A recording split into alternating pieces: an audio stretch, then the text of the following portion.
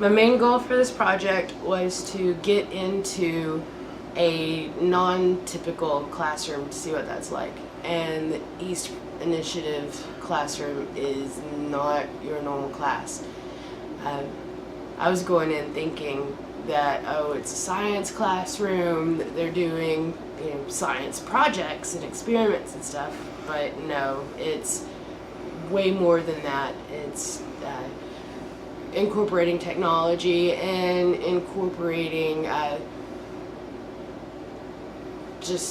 it's crazy. They're working with magnetism, they're working with 3D printers, they're working with geology, they are working with the medical community to design prostheses. It makes me realize that even though I'm going to be a science teacher, I am not prepared for this level of science classroom because I don't have that tech know-how. And hearing Mr. Stokes be able to rattle off, motherboard this and soldering and taking apart computers to build a magnetic gear and all of this stuff they're doing, I have a lot Ella, more to learn. describe your main goal for this project. My main goal is to make an affordable prosthetic hand that's more accessible to many more people. What interests you about making this project? I think the main thing that interested me about this project is because my dad is a surgeon and most of my family has worked in the medical field, and I ride horses, and some people who have lost a hand, they can't ride anymore, so I'd like to make them be able to ride. That's awesome. So have you, what challenges and successes have you Well, 3D printing a hand, a lot of stuff goes wrong. We had one version of a hand that completely did not go right. There was filament all over the board. Three of our 3D printers broke.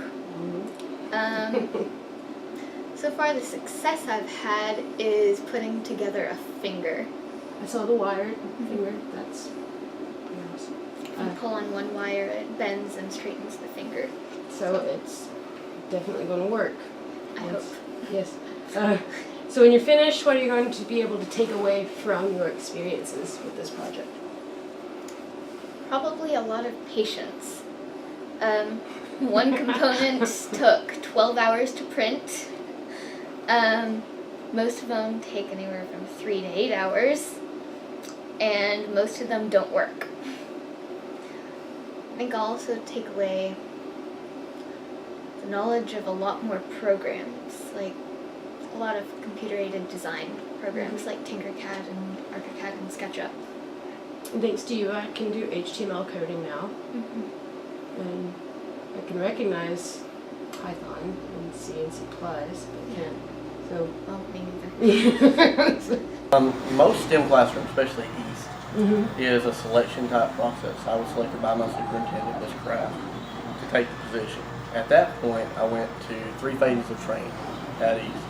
And it was the philosophy of STEM, how do you implement it to children. But the actual process of it is just get in and do it. Right now, when you start trying to tap into a student's brain, or you try to organize thoughts and project-based learning, there's no way you can prepare for that until you, 1, know your students, 2, know their abilities, and 3, know what they desire as an outcome, because the process evolves day to day. So for me to tell you that there's an X, Y, and Z to how to do this would be misleading. You got to be hands-on, you got to be ingrained with your students, and you have to be able to let them fail. Once they fail and they understand that, hey, I didn't hit this correctly, at that moment then they can back up and they can look at what they did and have a reflection moment and say, okay, if I try this, maybe this will work. So it's always an adaptive process. It's not by the book. There's no rubric to it. There's no lesson plan to it. It's opening up a child's mind and seeing what they want to build and what they want to become. Thank you.